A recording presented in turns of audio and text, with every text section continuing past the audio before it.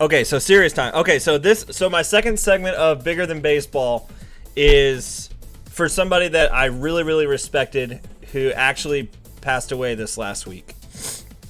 So Katie's grandfather, his name is Papadoc. So yes, we transitioned from my grandmother Sandy to Papadoc. His name is Phil. He passed away last week and was a good thing, really. Like it's better that he is now in total peace and healing. However you guys want to look at that, I'm not trying to project, but what I am saying is he's with the Lord, he's peaceful, and it's in a better setting now. But Phil / Papadoc was a stud of a man. He was big, he was tall, he was bald, he was a surgeon. He did like everything right. He was like a man of integrity. And so I said, okay, what can I do my little small part to honor Papadoc here? So I started thinking about it, and as I looked at his characteristics, and then I look at my own, my wife would always say, "You're more like Papadoc than anyone else in my family." And I'm like, oh, okay, all he does is kind of sit around and just, watch sports. And then I was like, oh, here we are. So if I'm anything like Papadoc in the next 80 years of my life, or 70 years of my life, I'm going to be excited about it. But Papadoc loved, literally his funeral was in these colors. He loved the Oklahoma Sooners. And I know, chat, I know the Sooners are not our favorite, not my favorite, but they were Papadoc's favorite.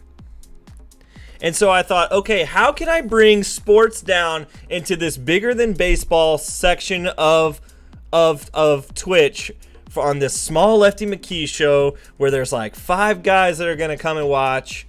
But I thought, you know what? I'm going to do it. I'm going to do a section for Papadoc where I go and I look at a couple of major leaguers that either were or are in the major leagues that have graduated from Oklahoma University, and we're going to talk about them. So for Papadoc, we're going to talk about 3 specific players, well, 4 kind of, that either did go to Oklahoma or you'll understand in a second. So the first guy that I want to talk about for Papadoc is probably the best major leaguer right now from OU. And that is John Gray. So John Gray was an absolute stud coming out of Oklahoma. He was a pitcher. At the time, there was a running back named Jonathan Gray who went to Texas, and then there was a pitcher named John Gray that went to Oklahoma, and both of them were just studs. And so it was kind of a cool thing that these 2 rivalry colleges were both having Jonathan Grays. But I wanted to point out that John Gray is probably the best OU player currently in the major leagues. So one of my the partnership with Just Baseball is really cool because I get to meet a lot of guys that are really serious about baseball. You think I'm serious about baseball, but Aram and Pete and Peter and Colby, they're all really in it. So one thing I did is Colby's specialty is analytics. So I said, Colby, I want to do this segment. These are the players that I want to talk about. Can you get me some numbers? So Colby got some numbers on John Gray, and this is what Colby Olson's little profile on John Edwards. He says, Coors is obviously an impossible park to pitch in, so ERA isn't a great evaluator for Coors pitchers, which is Denver Rockies pitchers. So since 2017, John Gray is the 40th in the major leagues. And, okay, that stat's going to be really hard for you guys to understand. But XFIP is 3.77. I'm not going to get into that yet, but he's right above Marcus Stroman, Dallas Keuchel, and Zach Gallen. And he's 116th in ERA over that span, which is a 4.43 ERA. So, with all that, what up, Slim Reaper? What's up, dude? How are you? Glad you're here. Thanks for coming out. I do play a lot of Call of Duty, Slim, so maybe we can roll sometime. So basically, in the John Gray conversation, all those stats are saying is John Gray is in the worst park for pitchers in the major leagues. So a little backstory I know we have a lot of people on our stream here that are very new to baseball or very new to fantasy baseball or just very new to sports in general. And so what I want to say is all baseball parks are not built exactly the same, which I think is really cool about baseball parks. It's not quite as set in stone as some other sports, because like the field dimensions, like the bases are all the same, but in the outfield, like everything is different. So I love analytics, by the way, but I typically don't bring them up because this audience that we've talked to is like a wide variety of people. So what I'm going to try to do in the future is be more analytically focused, so that I can say stuff like, yeah, Trent Grisham is a dog. But I can also back it up with saying, oh, by the way, his defensive statistics are elite, by the way. And here is how we're going to talk about defensive WAR and blah, blah, blah. I can do that. I can go that way. But with our audience, I haven't quite done that yet. But if you guys like that, cool. We can go that direction, and maybe I can give you like little small bits and pieces from here on out. If you guys would prefer one or the other, go ahead and drop it in the chat now, and I'll just see what's going on. So John Gray is in the worst pitching park in the major leagues. For a pitcher, if you're going to go to Colorado, you're basically like saying either A, I'm the best pitcher in the game and no one can touch me, or B, like my career's over. Like, because if anybody hits a ball in Coors, it's going out, pretty much. So basically what Colby's evaluation of John Gray breaks down to, one of the Oklahoma elite, is it breaks down to we need to get John Gray out of Coors Field.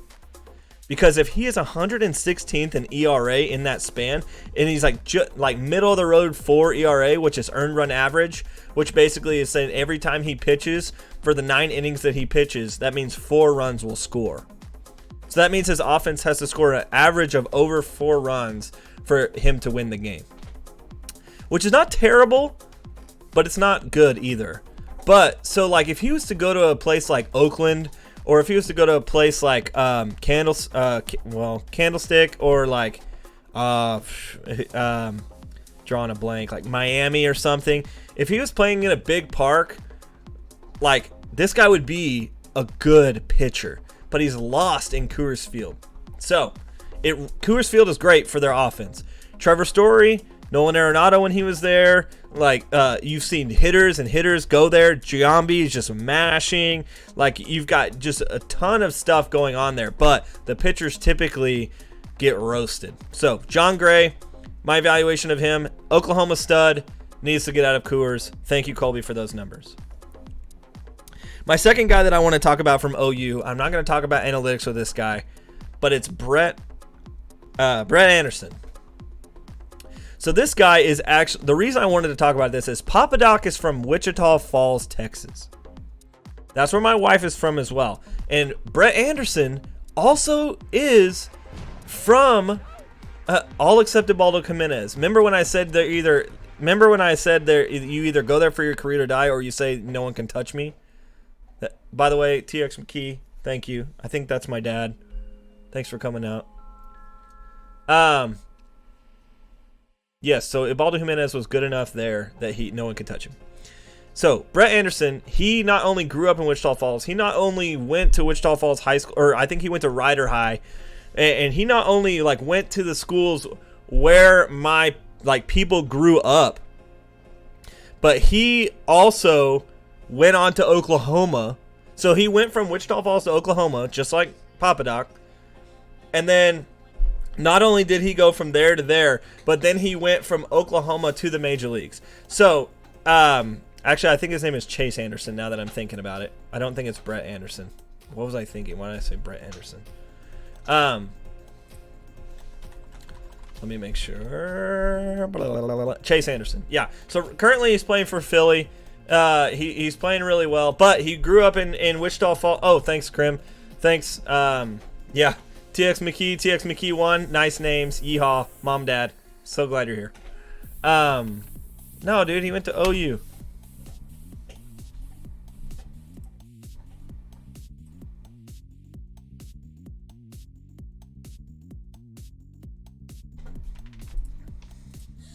Oh, Brett Anderson went to Oklahoma State.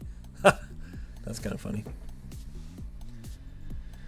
Yes, Chase Anderson. So back to what I was saying. So Chase Anderson went with Wichita Falls, went to OU in the major leagues, and so he played with my my wife's sister's half sibling, who basically grew up with my wife as like a cousin per se, also played with Chase Anderson on the Rider team. So my team, Birdville High School, actually played Rider, and we got eliminated when Duncan McAlpine, who also got drafted by the Tigers. Anyway, blah, blah, blah. Water over the ridge. Chase Anderson was pretty good. He went to OU. Homage to Papadoc. He actually has a plus 5.5% transaction trend over the last couple days. And fantasy points perspective, he's had 2 starts this season. And he's gone at least 4 innings in both of them, which is probably pretty good. He's had a home run allowed in both of them, and his ERA is about 4-ish. But his batting average against is like 200. So not bad. He is going big pitch counts, but just not an elite guy, but definitely a guy that deserves to be on a major league squad. My last guy I want to talk about is a fun one. This is Bobby Witt. No. Okay, so most of you guys are hearing Bobby Witt Jr. That is not who I'm saying. Bobby Witt. So Bobby Witt was a really, really solid major leaguer who birthed he was a part of the birth. And he got Bobby Witt Jr. to the major leagues. Bobby Witt Jr., I would project, if he doesn't qualify for a rookie contract this year, I would project that he is the number 1 prospect in baseball next year if he's not already, doesn't count as a prospect anymore. This guy is elite. So Bobby Witt is his dad, also went to Oklahoma. Back to Bobby Witt. Thank you, buddy. Back to Bobby Witt. So he had a career .27 WAR over a 16-year career. So first off, he was good enough to stay in the league for 16 years. It's a big deal. So Bobby Witt is quite the major leaguer. But now we haven't seen this yet, but I would imagine that Bobby Witt Jr. goes on to have a substantially better MLB career than him. And I love talking prospects.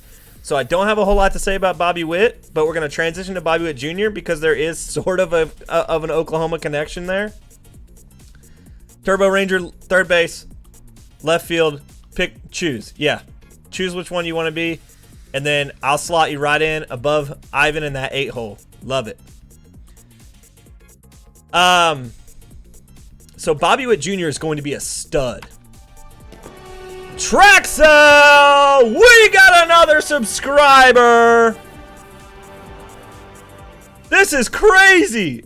Turbo's taking left field. We got Trax on the team. As I like to say, grab your seeds, grab your bat, put on some eye black, get the glove nice and popping, and get on the bench. Because what we're doing is we're building a squad here. What I really love is the squad element of what we're doing. It's popping. We need a rover. All of a sudden, Trax is a track star. Track soul just running around all over the place. I love it. We've got a squad here developing. Trax, what is your leading attribute? Are you fast? Do you hit the ball far? Do you throw? What is your number 1 contributor if you were on a baseball field right now? What would it be? Let's hear it. Bobby Witt Jr. is going to be, he was the 2nd overall pick in 2019. He has a phenomenal glove, big power, with speed. Bobby Witt Jr. will have limited strikeouts and will become a star at the next level. That's from Colby, our analytics guy. Colby Olson, everybody. Give a shout out to Colby. He's going to be working at Just Baseball. He does a lot of cool stuff, and he's like, I don't even deserve to know Colby, basically. But Colby is sending me stuff, and he is saying that Bobby Witt is going to be a stud at the next level from an analytics perspective. Stick around. So, Bobby Witt Jr. is going to be elite. That's basically where I wanted to put that. Basically, all that to say was that was my bigger than baseball section. I wanted to point out that Papadoc is definitely worthy. Rest in peace, Papadoc. Rest in peace. Thank you for all you've done. Thank you for your generosity. He was a man that played basketball at OU. He was on the Sooners basketball team. He gave incredible amounts of attention and help and service to his community. He was a surgeon for forever. He was the like the lead whatever at the hospital and was in charge of the surgeon team. I think he's just somebody that you really inspire to be like. He was completely generous when he would give. He would give without any. He didn't want any recognition. In fact, he would ask people if they were going to give him recognition, he would withdraw his help from whoever their organization was or whatever. I want to be like that. I want to be a man of character, and I want to be a man that is okay with supporting people from behind the scenes. So, with that being said, thank you, Papadoc. Shout out to Papadoc. You were a good dude and a great man.